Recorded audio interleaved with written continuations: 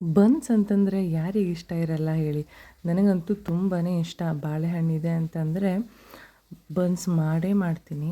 ಅದರಲ್ಲೂ ಬಾಳೆಹಣ್ಣು, ಹಲಸಿನ ಹಣ್ಣು ಎಲ್ಲದರಲ್ಲೂ ಬನ್ಸನ್ನು ಮಾಡಬಹುದು. ಹಲಸಿನ ಹಣ್ಣಲ್ಲೂ ತುಂಬಾ ಚೆನ್ನಾಗಾಗತ್ತೆ. ನಾನಿವತ್ತು ಬಾಳೆಹಣ್ಣಲ್ಲಿ ಮಾಡ್ತಾಯಿದ್ದೀನಿ. ಹೊರಗಡೆಯಿಂದ ಕ್ರಿಸ್ಪಿಯಾಗಿ, ಒಳಗಡೆಯಿಂದ ಸಾಫ್ಟಾಗಿ ತುಂಬ ಚೆನ್ನಾಗಿ ಬನ್ಸನ್ನು ರೆಡಿ ಮಾಡಿದ್ದಾಯಿತು. ಅದನ್ನು ಹೇಗೆ ಮಾಡಿದೆ ಅಂತ ನಿಮಗೂ ಕೂಡ ಹೇಳ್ತಾ ಇದ್ದೀನಿ. ಬನ್ನಿ ಹೇಗೆ ಮಾಡೋದು ಅಂತ ನೋಡೋಣ. ಮೊದಲನೇದಾಗಿ ನಾನಿಲ್ಲಿ ಒಂದು 10ರಿಂದ 15 ಚಿಕ್ಕ ಚಿಕ್ಕ ಬಾಳೆಹಣ್ಣು ಈ ಥರ ಬಾಳೆಹಣ್ಣನ್ನು ತೊಗೊಳ್ತಾ ಇದ್ದೀನಿ. ಬಾಳೆಹಣ್ಣು ಚೆನ್ನಾಗಿ ಹಣ್ಣಾಗಿರಬೇಕು, ಇಲ್ಲ ಅಂತಂದರೆ ಬನ್ಸ್ ಅಷ್ಟು ಚೆನ್ನಾಗಾಗಲ್ಲ. ಚೆನ್ನಾಗಿ ಹಣ್ಣಾಗಿರಬೇಕು. ಆಮೇಲೆ ನಿಮಗೆ ಸಿಹಿಗೆ ಎಷ್ಟು ಬೇಕೋ ಅಷ್ಟು ಸಕ್ಕರೆ, ನಾನಿಲ್ಲಿ 1.5 ಕಪ್ ಆಗುವಷ್ಟು ಸಕ್ಕರೆ ತಗೊಂಡೆ.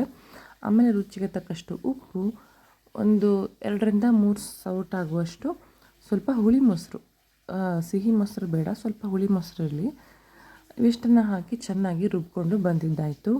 ಇವಾಗ ಒಂದು ಪಾತ್ರೆಗೆ ರುಬ್ಕೊಂಡು ಬಂದಿದ್ದನ್ನೆಲ್ಲ ಹಾಕಿ ಇಲ್ಲಿ ನಾನು ಒಂದು ಎಡವಟ್ಟು ಮಾಡಿದೆ.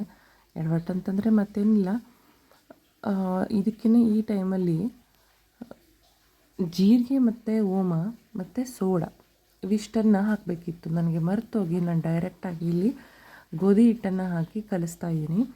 ನಾನಿಲ್ಲಿ ಮಾಡ್ತಾ ಇರೋದು ಕಂಪ್ಲೀಟಾಗಿ ಇವತ್ತು ಗೋಧಿ ಹಿಟ್ಟಲ್ಲಿ. ಬನ್ಸ್ ಅಂತಂದರೆ ಮೈದಾ ಹಿಟ್ಟಲ್ಲಿ ಮಾಡೋದು, ಆದರೆ ಮೈದಾ ಹಿಟ್ಟು ಆರೋಗ್ಯಕ್ಕೆ ಒಳ್ಳೆಯದಲ್ಲ ಅಂತ ಅಂದ್ಕೊಂಡು ನಾನಿಲ್ಲಿ ಗೋಧಿ ಹಿಟ್ಟಲ್ಲಿ ಮಾಡ್ತಾಯಿದ್ದೀನಿ. ಗೋಧಿ ಹಿಟ್ಟಲ್ಲೂ ಅಷ್ಟೇ ತುಂಬ ಚೆನ್ನಾಗಾಗುತ್ತೆ.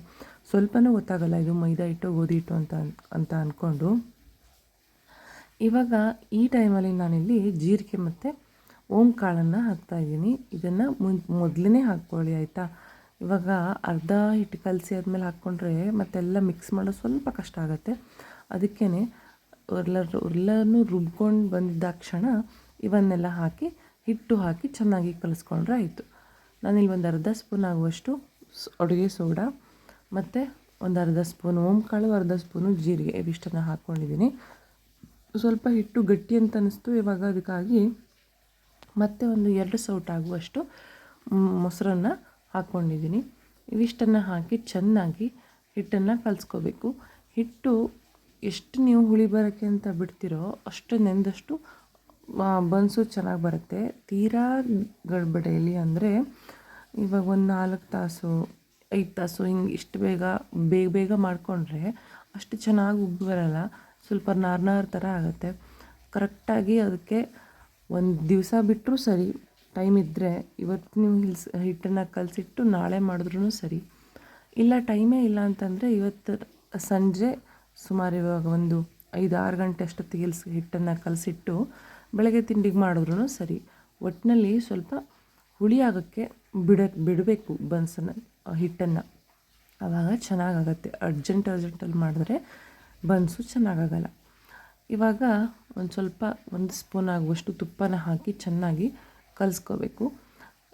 ಹಿಟ್ಟನ್ನು ಕಲಿಸ್ಕೊಂಡಿದ್ದು ಆದಮೇಲೆ ತುಪ್ಪ ಎಲ್ಲ ಚೆನ್ನಾಗಿ ಮಿಕ್ಸ್ ಆದಮೇಲೆ ಲಾಸ್ಟಲ್ಲಿ ಮತ್ತೊಂದು ಅರ್ಧ ಸ್ಪೂನ್ ಆಗುವಷ್ಟು ತುಪ್ಪನ ಹಾಕಿ ಮೇಲ್ಗಡೆಯಿಂದ ಈ ಥರ ಸವರಿ ಇಡಬೇಕು. ಅಂದರೆ ಹಿಟ್ಟು ಒಣಗಬಾರ್ದು ಅನ್ನೋ ಒಂದು ರೀತಿಯಲ್ಲಿ ನಾನು ಈ ಥರ ಮಾಡ್ತಾಯಿರೋದು.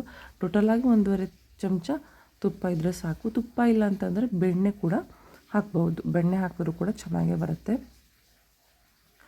ಆಮೇಲೆ ಈ ಕಡೆ ಎಣ್ಣೆನ ಕಾಯೋಕ್ಕೆ ಇಟ್ಕೊಂಡಿದ್ದೀನಿ.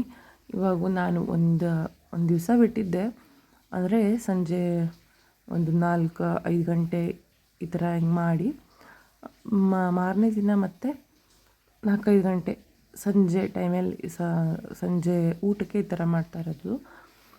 ಹಾಗಾಗಿ ಒಂದು ದಿವಸ ಕಂಪ್ಲೀಟಾಗಿ ಬಿಟ್ಟಿದ್ದೆ. ಚೆನ್ನಾಗಿ ಉಬ್ಬಿ ಬನ್ಸು ಬಂತು. ಅರ್ಜೆಂಟಲ್ಲಿ ಮಾಡಿದ್ರೆ ಅಷ್ಟು ಚೆನ್ನಾಗಿರಲ್ಲ. ಯಾವತ್ತೂ ಸ್ವಲ್ಪ ಟೈಮ್ ಇಟ್ಕೊಂಡು ಮಾಡಿದ್ರೆ ತುಂಬ ಚೆನ್ನಾಗಾಗುತ್ತೆ ಬನ್ಸ್ ಮಾತ್ರ. ಇದನ್ನು ತಟ್ಟಲೂಬಹುದು ಮತ್ತು ಲಟ್ಟಣಿಗೆಯಲ್ಲಿ ಈ ಥರ ಲಟ್ಸ್ಕೋಬಹುದು. ಎರಡೂ ವಿಧದಲ್ಲೂ ಇದನ್ನು ಮಾಡಬಹುದು. ಕೈಯಲ್ಲಿ ತಟ್ಟಿದ್ರೂ ಚೆನ್ನಾಗೇ ಆಗುತ್ತೆ, ಲಟ್ಟಣಿಗೆಯಲ್ಲಿ ಲಟ್ಸ್ಕೊಂಡ್ರೂ ಚೆನ್ನಾಗೇ ಆಗುತ್ತೆ. ಆದರೆ ಏನು ಅಂತಂದರೆ ಸ್ವಲ್ಪ ದಪ್ಪ ಇರಬೇಕು, ತೀರಾ ತೆಳ್ಳಗೆ ಇದನ್ನು ಮಾಡ್ಕೋಬಾರ್ದು. ಬನ್ಸ್ ಅಂತಂದರೆ ಯಾವಾಗೂ ಸ್ವಲ್ಪ ದಪ್ಪನಾಗೆ ಲಟ್ಸ್ಕೊಂಡಾದರೂ ಆಗಲಿ ಅಥವಾ ಕೈಯಲ್ಲಿ ತಟ್ಟಿ ಆಗಲಿ ಯಾವುದೇ ಆದ್ರೂ ಸ್ವಲ್ಪ ದಪ್ಪ ಇರಬೇಕು. ಪೂರಿಯ ಥರ ಎಲ್ಲ ತೆಳ್ಳಗೆ ಲಟ್ಸ್ಕೋಬಾರ್ದು ಆಯಿತಾ. ನೋಡಿ ಎಷ್ಟು ಚೆನ್ನಾಗಿ ಕಲರ್ಫುಲ್ಲಾಗಿ ಕೂಡ ಬನ್ಸು ರೆಡಿ ಆಯಿತು. ಉಬ್ಬಿ ಬರ್ತಾಯಿದೆ, ನೋಡ್ತಾ ಇರಬಹುದು ನೀವು. ಕಲರ್ ಅಂತೂ ತುಂಬ ಚೆನ್ನಾಗಿ ಬಂದಿದೆ. ಬನ್ಸ್ ಕಲರ್ ಯಾವ ಥರ ಇರುತ್ತೋ ಅದೇ ರೀತಿ ಕಲರ್ ಬಂದಿದೆ. ಎಲ್ಲ ಬನ್ಸ್ಗಳನ್ನು ಇದೇ ಥರ ಮಾಡಿ ಸುಟ್ಕೊಂಡಿದ್ದಾಯಿತು. ನೋಡ್ತಾ ಇರ್ಬೋದು ಎಷ್ಟು ಚೆನ್ನಾಗಿ ಬನ್ಸು ರೆಡಿ ಆಯಿತು ಅಂತ. ನೋಡಿದ್ರಲ್ವಾ ಎಷ್ಟು ಸಿಂಪಲ್ ಇದೆ ಬನ್ಸ್ ಮಾಡೋದು ಅಂತ. ಇದೇ ಥರ ಹಲಸಿನ ಹಣ್ಣಲ್ಲಿ ಕೂಡ ಮಾಡಬಹುದು. ನಿಮ್ಮ ಇಷ್ಟವಾದಂತಹ ಚಟ್ನಿನೋ ಗ್ರೇವಿನೋ ಯಾವುದ್ರ ಜೊತೆ ಬೇಕಾದ್ರೂ ಇದನ್ನು ನೀವು ಸರ್ವ್ ಮಾಡಬಹುದು. ನಾನಿಲ್ಲಿ ಗ್ರೇವಿ ಮಾಡಿದ್ದೆ, ಅಂದರೆ ನಾವು ಇದಕ್ಕೆ ಬಾಜಿ ಅಂತ ಹೇಳ್ತೀವಿ ನಮ್ಮ ಕಡೆ, ಅದು ಮಾಡಿದ್ದೆ. ತುಂಬ ಚೆನ್ನಾಗಿತ್ತು ಮಾತ್ರ, ಬೆಸ್ಟ್ ಕಾಂಬಿನೇಷನು. ಈ ವಿಡಿಯೋ ನಿಮಗೆ ಇಷ್ಟ ಆಗಿದರೆ ಆದಷ್ಟು ಜನಕ್ಕೆ ಶೇರ್ ಮಾಡಿ, ಲೈಕ್ ಮಾಡಿ ಹಾಗೂ ಸಬ್ಸ್ಕ್ರೈಬ್ ಮಾಡಿ. Thank you.